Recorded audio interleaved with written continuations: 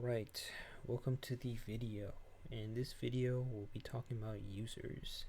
So just go to the quick find right over here, just type in user. Underneath users is users, click on that, it will direct you to here. So let's jump right in. So right over here is just some general information. Anything in red is required. Something important to know, when you create a username, you have to make it unique and it has to be an email format. Doesn't have to be the user's primary email. It could be johnsmith@salesforce.com for an example. This will be used for their login credential. Now, right over here is roles. Roles is used for record level access. Now it's optional. You can set it up later, set it up anytime. Doesn't have to be from the beginning. Now license. Now it determines which features the user can access within Salesforce. So the license works in conjunction with the profile. So depends what license you have, determines what profile you're going to have. So profiles are just a collection of various settings and permissions on what the user can perform in Salesforce. So as you can see with force.com, you get force.com free user. When you go to chatter, all you have is chatter free user and chatter moderator user. So all you do is just chatter. That's all you have access to. Salesforce platform user, and right down here is the feature license. Now the feature license entitles the user to access additional features that are not included with their user license. So an example would be marketing users. So marketing users, you can just create campaigns, delete campaigns. You'll have the allowance to do that if you have this checked off. But as you can see, I can't even check it off. So let's go down here. It's just more information. Data.com. If you guys are not familiar with data.com, it's just used to keep your Salesforce data clean or current, complete. But as far as I am concerned, it will be retired. So I personally have not used it. I did a little research on it. Now down here is just more information. You can create approvers. But anyway, I'll show you the finished product. So I already created one. So John Smith. So as you can see, John Smith, I already filled out pretty much most of the relevant information. And down here are like groups, whatever John Smith is associated with, any permission sets, teams, and such. This is pretty important right over here. Login history. So login history basically shows the time, date, IP address, status. So as you can see right over here, some invalid passwords, password lockouts.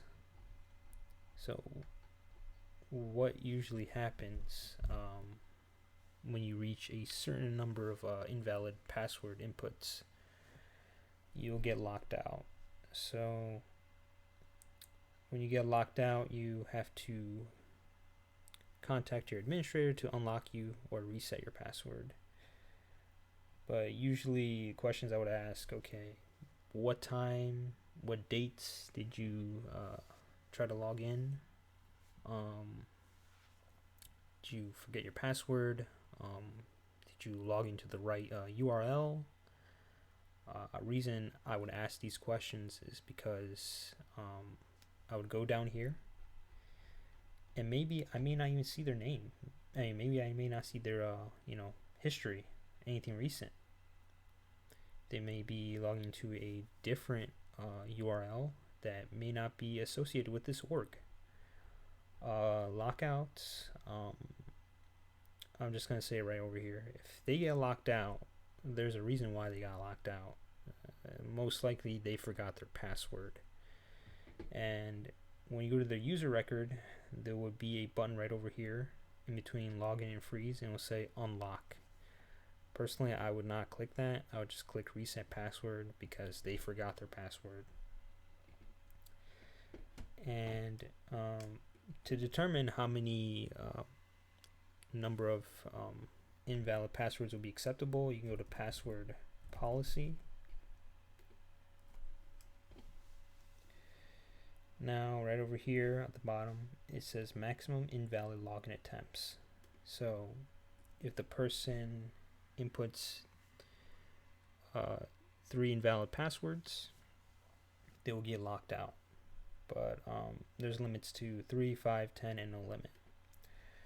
So the lockout effective period is 15 minutes. So they would have to wait 15 minutes, 30 minutes, 60 minutes, or forever. So that's how you configure this. So something I do want to talk about is freeze and deactivate. Now, when you freeze accounts, you restrict them from accessing their account. Now, you just simply click freeze. That's it. And then you want to unfreeze them. You go back to the user record and then click unfreeze. So let's try that out.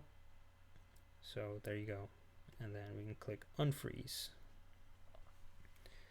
Now, usually you would do this because you are not able to deactivate a user immediately, and some reasons could be they could be a user in a hierarchy, could be a manager of such, or a sole recipient of a workflow email alert.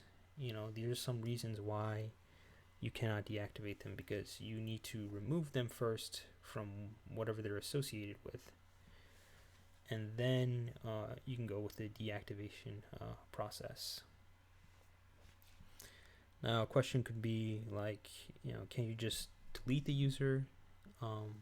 In Salesforce, as far as I'm aware, you cannot delete users due to reasons such as historical records and historical activities. Because deleting a user, which is could be problematic, because if you delete a user, that means the data will be gone, and you know that's pretty important. So when you deactivate a user, you can use tools like mass transfer records or data loader to transfer the records to another individual. So let us go back to users. Another thing you could do to add multiple users, go to add multiple users. Right over here will show you a number of licenses you have in your org, and we'll show you the role hierarchy right over here. This is a diagram, like a tree-like diagram. So you would need user license as well. They would have the same user license. So let's do chatter free. So very much similar to creating a new user. You can create up to 10 users with that. And this is all that I wanted to show you and explain to you. If you found this video helpful, like and share. Thanks for tuning in, and I will catch you in the next one.